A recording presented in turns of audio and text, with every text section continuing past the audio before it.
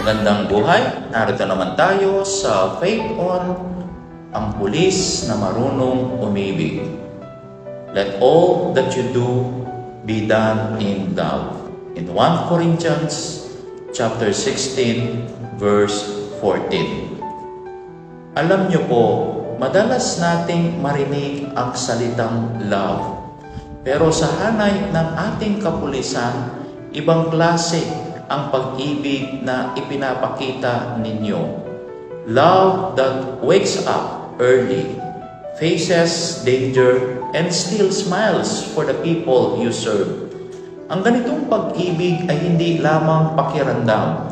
Ito ay okasyon, pag-ibig na nakaugat sa Diyos na nagbibigay lakas upang maglingkod ng tapat at may malasakit.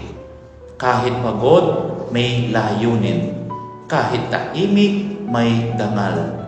Ang uniforme ninyo ay tanda ng tapang.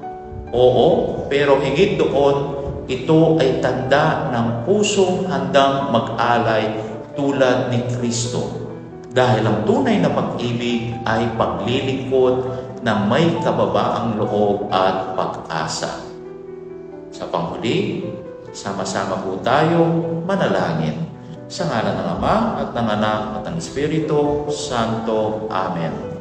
Diyos ng pag-ibig at katarungan, pagpalain mo po ang aming kapulisan.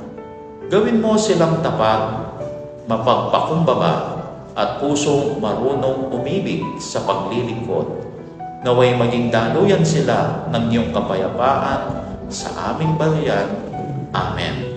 Sa ngalan ng Ama at ng Anak at ng Espiritu Santo. Amen.